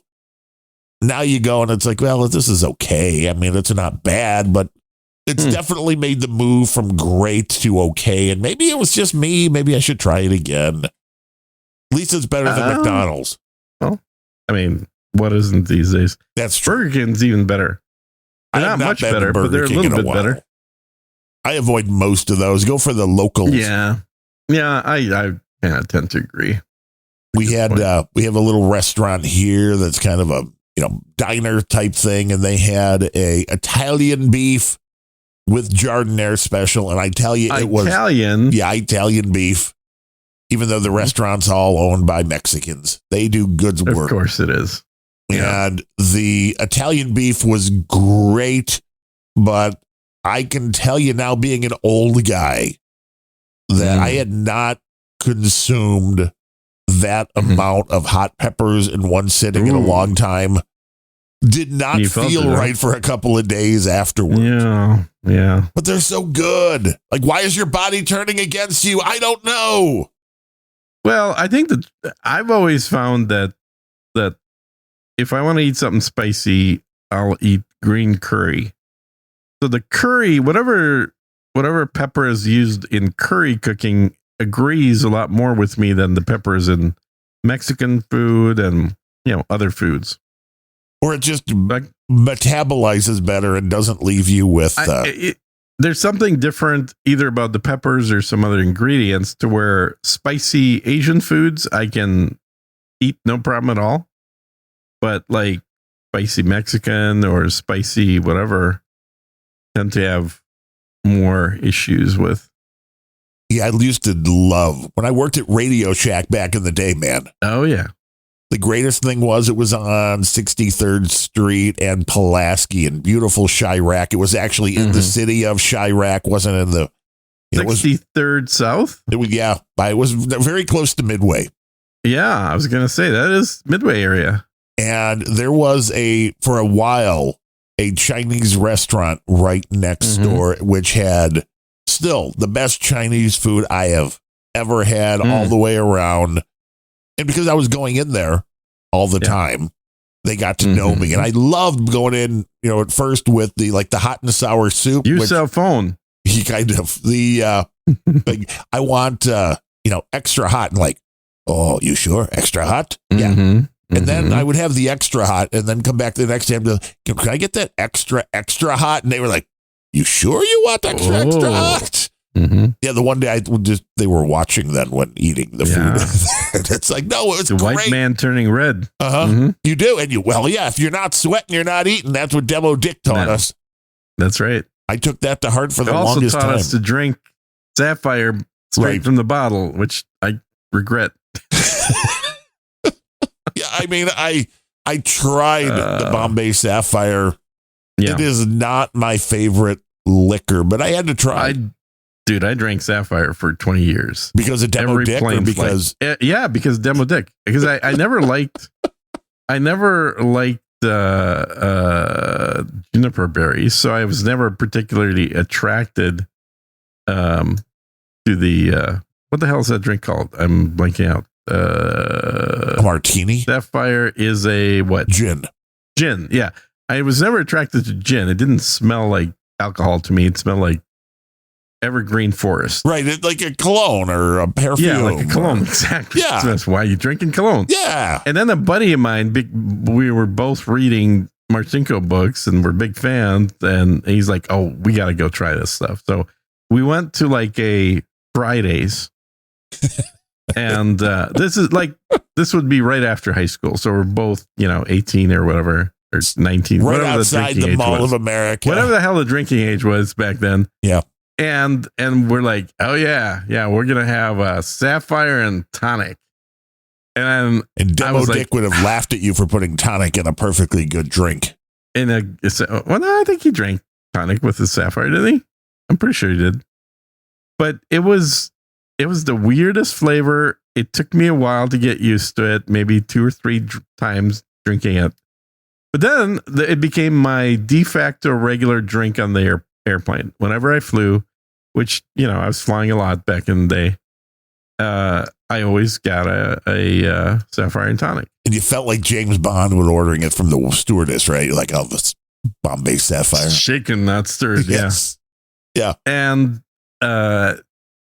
in fact, I remember one of my earliest trips to Washington, D.C., I went to the Chinese restaurant that Dick Marchenko liked that was just south of the Pentagon. I don't remember the name of the restaurant, but you can read the name in his books. But he talks about like having, a post meeting with the guys dinner there, late supper, like at 9 p.m. with the boys at that restaurant. So I went to eat there. Pretty crappy Chinese place. I'm not going to lie, it was not particularly good, but it had to be done. Right. That's it. You had to make the pilgrimage. Yeah. And then when I met Dick Marchenko and realized he's my height, I was like, dude. Right. And then I realized he was your height. And I'm like, whoa, what's going on down there, buddy? Yeah. Uh-huh. So when you were reading all those books in your mind, you weren't imagining me, were you? No, I absolutely was not. He's a Slavic dude with a big beard. Yeah. Okay. Yeah, who swears a lot and pretty much imbibes and yeah. He just had a little. I think he had a little tougher character than you, maybe. I'd like to think that I have a tough character if I play a war game. Well, he was doing it for real. That was the difference. I know, but back then they did. To be fair, they didn't have the war games back then the way they do now. So Gene's sitting on his couch in a white Adidas suit, like I am a warrior. Let me tell you, toughest. It's a slightly different thing. And I've been playing this game since you brought the topic up, called Gray Zone, which I think is one of the best military sim games out there. Period, bar none. It is an extremely beautiful and realistic environment. It looks like you're in a real photorealistic world. Takes place on some little island in Southeast Asia. I'm thinking probably Cambodia or Taiwan or someplace. And this game is so cool. You can actually build your own weapons from parts. Oh, so that's wild. You want to build a nice M4 using Daniel Defense as your base of your gun. You can have different, like every real gun part that you can take a gun apart into is a part in the game that you can utilize. In fact, as you shoot your guns, they start getting wear and tear, and you may have to replace certain parts on weapons. It's an awesome game. I highly recommend it. It is for anyone Steam. that enjoys a first-person shooter on Steam. And there's two modes. There's a PvPvE and just a PvE. So there's a mode for people that like shooting at other actual humans. I do. And there's a mode for people that enjoy shooting NPCs and bots. And it's basically a 1 to 4 man team that goes on the mission to do a certain thing and get that thing accomplished or fail the mission. It's a great game. I've been enjoying it thoroughly, playing it fairly regularly for the last 2-3 weeks. Their latest update just came out, so I've been playing that for the last month or so. Yeah, the little promo video, the graphics look amazing. It's beautiful, isn't it? It says, following a mysterious event on the fictional Southeast Asian island of Lamang. The entire region has been placed under international quarantine. Yep. With civilians evacuated by the United Nations, 3 private military companies that are deployed to explore their zone. Oh. Yeah, that's the Southern PMC. Gene has many hours of gameplay in this. About 400, yeah. It does require at least a 64-bit processor. Wow. Yeah. Does anybody still have a 32? I doubt it. It's you don't need the absolute top line cards for this thing, but having a decent card definitely makes the experience better. Like I'm getting about 150 frames per second on a 4K screen, which really makes it look like you're watching a movie, like you're there. Gray Zone. It's super realistic. And you've got night vision, for nighttime operations. Oh, of course. Now, does that go about based on the time of your day? So if you're playing at night, it's always at night. Is it realistic like that? No. The timelines are like most games, they're accelerated. So I think it's about, I think 24 hours is 1 hour. So you have a like out of the 1 hour, about 45 minutes of daylight and 15 minutes of nighttime. Is it more fun than Flight Simulator? I haven't played Flight Sim in a long time. I enjoyed Flight Sim back when I used to play it, but Flight Sim is all about like planning and instrumentation. I'll tell you what I did play last night was Kerbal Space Program, which is an oldie but a goodie. I think it's over a decade old at this point. Well over a decade old. But it's still kept alive by the community with constant updates to all the mods and stuff. Game looks absolutely gorgeous these days. Last night, I did my first successful moon landing. We've never been to the moon. No, but I have. Oh, they're cute little characters, these Kerbals. Kerbals are cute. You don't have to use the Kerbals. Like most of my stuff is unmanned or unkerbled. Like most of your probes. sexual sessions. Whoa. Whoa. Anyway. Except for Scarlett Johansson, of course. Right. No, yeah, that's way different. Yeah. No, as we mentioned earlier. Yeah. See, the only thing I do on my machines are run local AIs and then try to download music, which I've discovered, and I know it's not new. It's new to me as far as trying it. Are you familiar with the Soul Seek network? No.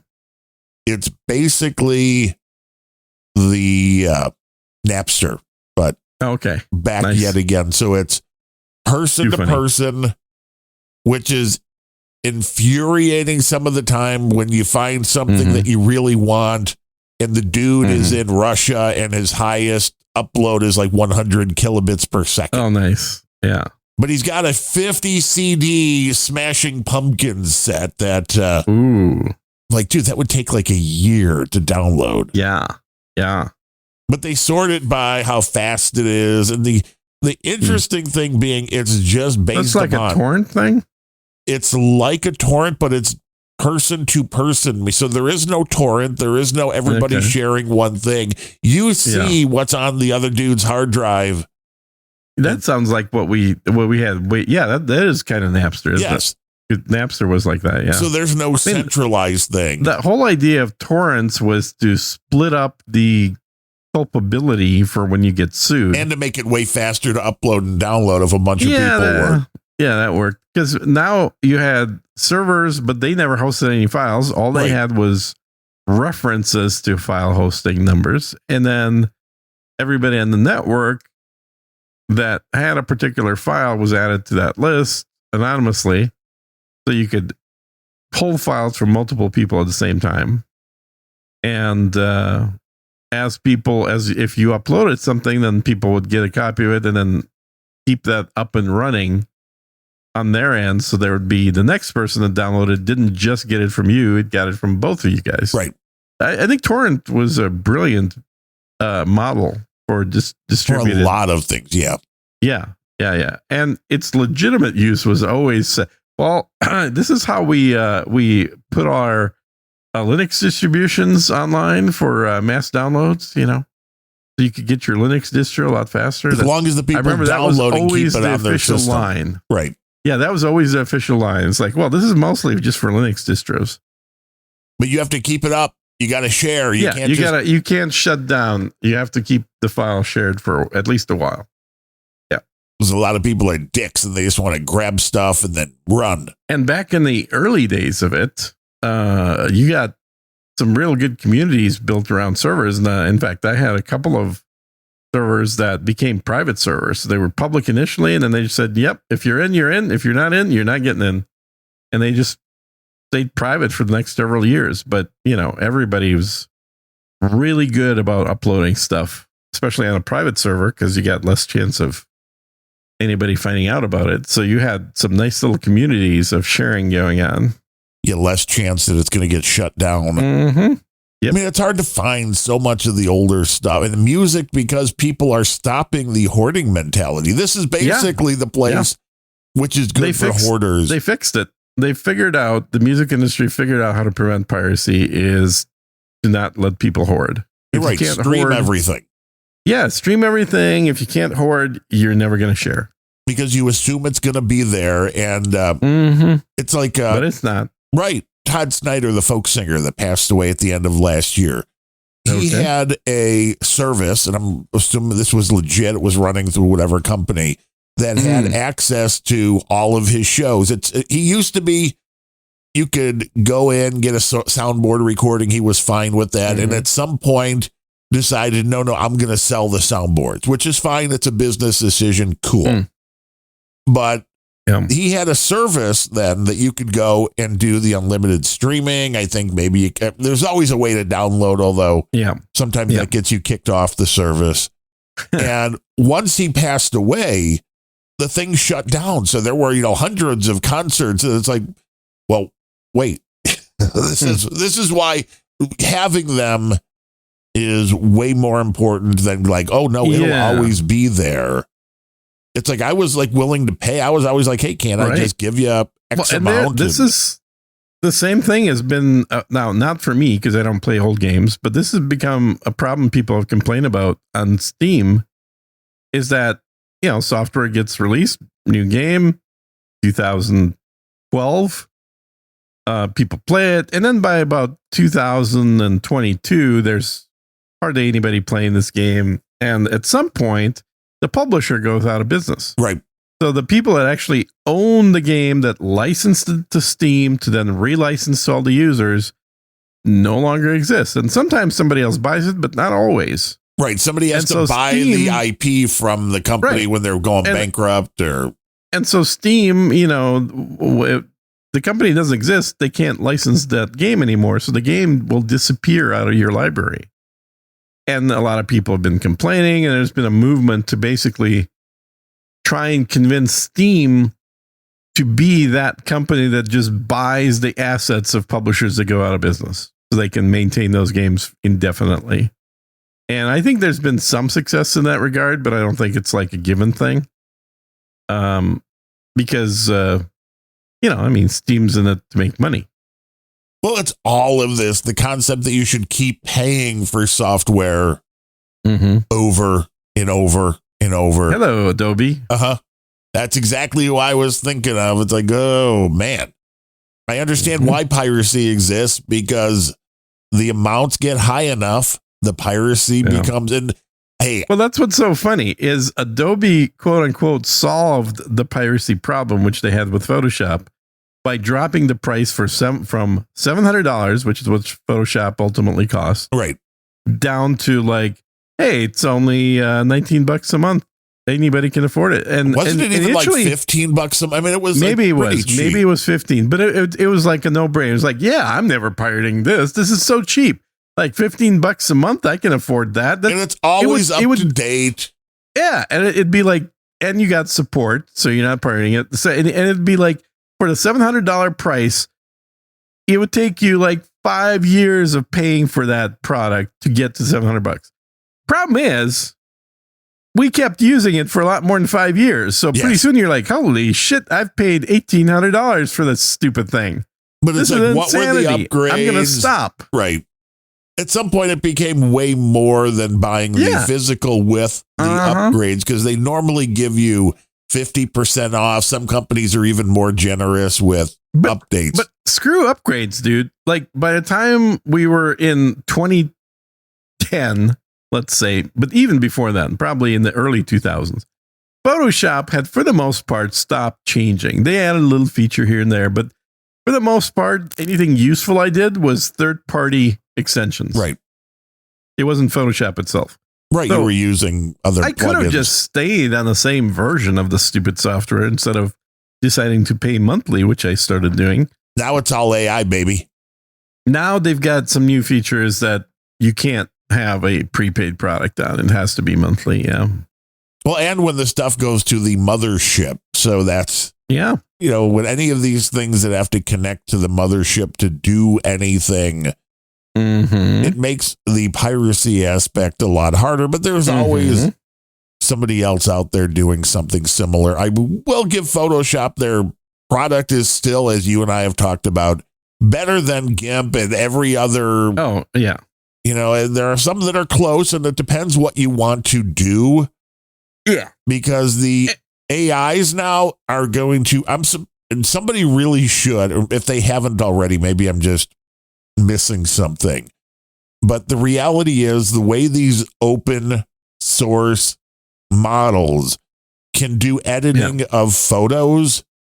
Somebody has to package this. Well, there are other products. So there's Affinity Photo on the Mac, at least, which is a one-time $70 purchase that has 90% of the features of Photoshop.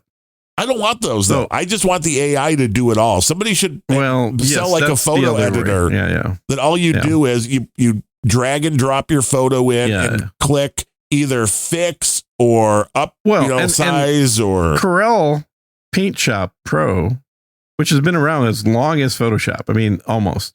Corel popped up very early. Corel was the PC software when the Photoshop was Mac only.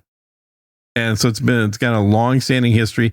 they still have a single purchase model of $80 per version. And it's only available on Windows, not available on the Mac, which is, again, their history. But yeah, Affinity Photo on the Mac, Corel Paint Shop Pro on the PC. They both have AI stuff in them. Well, that's it. Because that's the magic, is being able to upload your vacation photo and say, take out the creepy dude in the background and fix the exposure. And it just does it. Mm-hmm. Nobody wants to learn Photoshop anymore. Photoshop's a pain in the ass until you learn how to. Yeah, Photoshop has a lot of stuff in it that it's gained over the years. And if you've grown with it, like you've been using it every year for 20 years, right? It seems like it's pretty simple. But you try teaching a new person to use it, and you're going to spend a lot of time explaining because it's not intuitive. No, it is not. And then people don't understand layers and what the different layers are. Right. And then if you're doing things, but it only affects the layer that you're on, and maybe that's not the whole image. And I was recently looking for a alternative to Illustrator, and I found one, and I can't remember what the hell it's called. Oh, well, that's the Gene tip of the day. I found something really good, but I don't remember what it is. So I asked John C. Dvorak for what should I use for this. No, I'm not kidding. I did. And he gave me the name of this thing on the PC. Was he in the hospital at the same time? And he's like, let me get right back to you. Yeah, we were both in the hospital at the same time. And I was sitting there and I said to him, John, you've got a lot of free time right now. Hopefully John's good. Is it Photo Sketcher? Maybe, possibly, maybe. It is a quality Illustrator companion or competition. It's a free product that is like GIMP except for Illustrator. Let's see. Oh, maybe it's called Inkspace. Yeah, it's probably Inkspace. That sounds more like a competitor for. Try Inkspace. INK. Inkscape. Or space or scape. No, Inkscape. It's called Inkscape is what it's called. I said. Yeah, I asked Grok what they would use. An Inkscape, INKSCAP, is amazing. The best freeware. I'm telling you, I always know what Grok's going to say every time. Yeah, so it's a thing. It is a Mac only though for people to know. No, it's not Mac only. It says it's Mac only on. Well, it's wrong on Grok because I'm using it on the PC. Really? Well, it wasn't on Grok. Yeah. It was on Creative Blog or something.com that lists like, here's what you can use. Inkscape.org. This says price model for each system, Windows, Mac, Linux. Yeah, it works on Linux even. Recommended. Works on everything. This is from creativeblog.com. Recommended for Linux users and cash poor students and startups. Oh, cash, that's us right there. Podcasters. Just say podcasters. It's a lot easier. But it literally has the tools that Illustrator, and if you're as old as I am and you remember freehand, that was what I was using a lot back in the day. Yeah, NetNet uses it too. I worked as a book illustrator for a while. Really? I did not know you were there. Yeah, don't you have a jingle for jobs that Gene used to do or something? There's a lot of jobs that Gene used to do, and thanks to NetNet, because NetNet, he always knows before even Grok knows. Everybody's had a job or two, but is there a job that Gene has yet to do? I don't think so. That means he gets fired a lot. So true. That's true. So very true.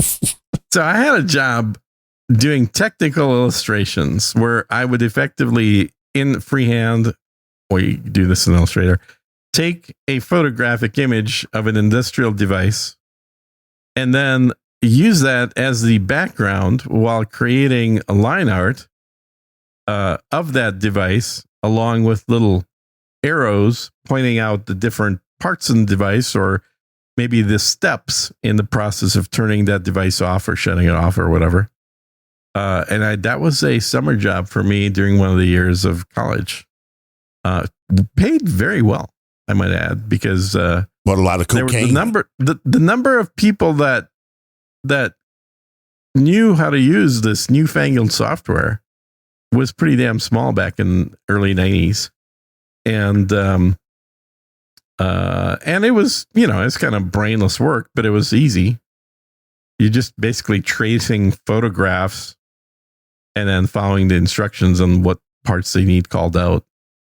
And then it would look great when you take the photograph away, if you did your job right and you did the line art, which could be scaled without losing resolution, unlike the photograph. Because remember, digital photographs in the early 90s were 640 by 480, boys and girls. You got half a meg. Yeah, they were tiny little things. They probably take about 1/20th of the modern monitor size or something. Yeah, and I know they've been around for a while and we've talked about it before, but Topaz, the way they do upscaling of images today is amazing. Yeah, Topaz has always been good for that. In fact, that was one of the filters. They were a filter company before they had their own product. Because I think now you can actually just run Topaz, right? Yes. Yeah, there's individual. They have video and for images. And video even, yeah. Well, and the video stuff is wild. Upscales really well. You can, not only does it upscale, but if you want to convert something from, say, 24 frames to 30, or if you want to up 60 to 120, it will do the interpolation, and it does a really nice job. It can so if you have really old footage, automatically de-interlace, and if you have old stuff and you want to make it look good on your current monitor, it will do it. You need the horsepower though. The video cards have a tremendous DSP ability to do all that stuff, so you can interpolate. Like, modern games rely on your video card being able to generate frames on the fly, based on interpolation and scaling and all that stuff, where you're literally taking full screen 4K images 100 times per second and then scaling and stretching them and, inserting additional frames where needed. This is how you end up with high frame rates in games, is because you're no longer just relying on the initial creation of the frame. So for every frame you create, there are additional frames that are generated on the fly between that or upscaled too. Then you see all the horsepower. I mean, I've been watching, what's his name? Alex, the Russian dude, the Mac guy. Oh yeah. I haven't seen him for quite a while now. You're watching him a lot more than I am. Yeah. He's popping up all over, and he was doing I bet he is. A comparison between the MacBook Pros from the M5 base, the M5 Pro, and the M5 Max. And putting that hardware into a laptop is never a great idea for thermals. Portable. I mean, it is. Okay. So if you need to move it around, that's it. But all I'm getting is the FOMO if they're going to release an M5 Ultra Studio. Because I'm only on an M4 Max. I'm like, oh. What? I know. I've only got the Max. Well, I know.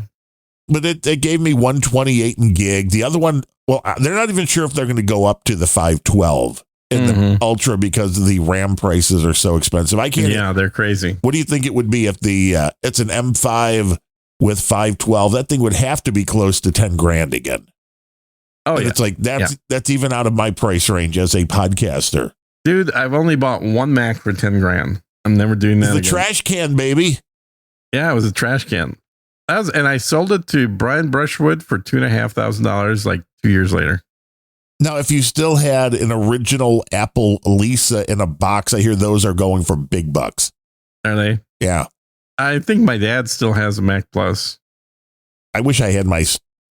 Although I guess I could emulate it. Every iteration of the Mac laptop, which he never threw away. He kept all of them. Oh, well, those are collectible. God only knows why. Oh, whatever. They're throwaways. No, they're not. You don't throw away old computer gear. I made that mistake. I every now and then wish I had...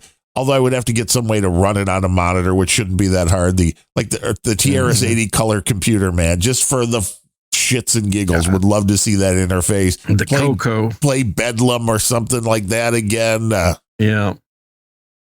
Hey, can you wait give me 5 minutes to go get my food and then I'll be right back. Sure. I mean, in 5 minutes, the show will be over. but run. Really? Yeah. I mean, it would be over. Yeah. Is it really going to take you 5 minutes? Well, no, it may not take me 5 minutes. It'll take me. I just had some kebabs show up because we were talking about Middle Eastern food earlier, and I couldn't resist ordering some kebabs. Well, go ahead and get your kebabs. Okay, I'll be right back. Okay, we'll time you. Oh boy, Gina's tummy got a rumbling, and now he's ordering lunch. What will he get? Kebabs, everybody. Who had kebabs on your bingo card?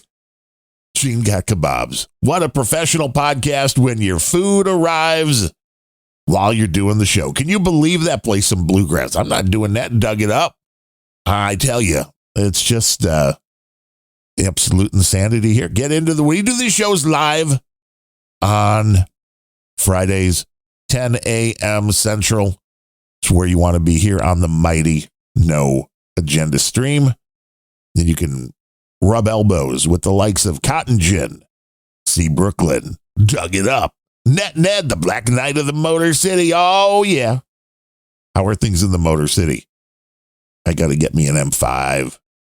Give Cotton Gin. Can I have your M4 when you upgrade? Well, only if somebody buys me an M5. If somebody gifts me an M5 Ultra, you can have my M4 Max. So if you could just make that happen, that would be great. It will be a beautiful thing right here, right now. Okay, I'm back. Oh, did you miss? Oh boy, Gina's tummy got a rumbling, and now he's ordering lunch. What will he get? Kebabs. Kebabs.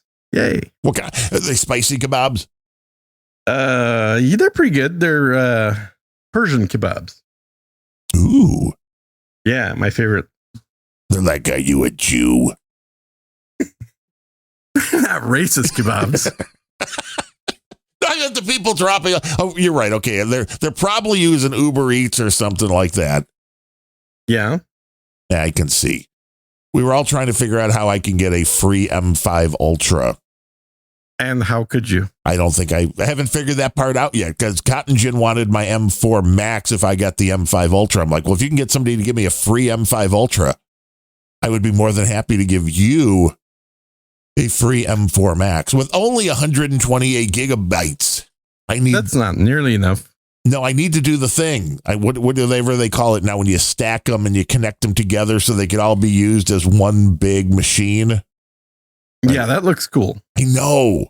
Very expensive, but very cool. I guess, you could do that with 4 Mac Minis, but then you're still less in the RAM than you would get with one Mac, so it doesn't make as much. You need 4 of the Max Studio Ultras. And the 4 of the Ultras would be the ultimate. Because that way you could just run whatever you want. Mm-hmm. It'd be like, boom, take that LL. And then I can't even believe I learned something on that guy. The guy that's mad at me again, that does that show on the YouTube, the AI show. I don't know what that is. I can't believe I learned something that you can run through the Brave browser, which has its Leo AI. If you're running a local LLM, you can have Brave point to that so that anything you do in the AI does not leave your machine. So if you want an AI in a browser that is local, you can do that with Brave. Okay. I had no idea. I haven't tried it yet, but you can do it, I'm like, why would anybody want an AI in the browser? But then I guess going through, it'll give you a summary of a page. So if you go to, it'll be the new way. You think the attention span is bad now? Once people start going to a 10 paragraph article and then just go to the AI, summarize. And they get that's usually what happens. And that's it. That's it. And they will never think of anything again. They will never question whether the summary was correct. They'll never question anything. I think we're all doomed. Yeah. Well, how many people do you think actually listen to podcasts? They just hit the summarize button, though. Well, I think there's more people actually podcasting than listen to podcasts. Guaranteed. It's unrelenting. It's unrelenting. Just when you thought we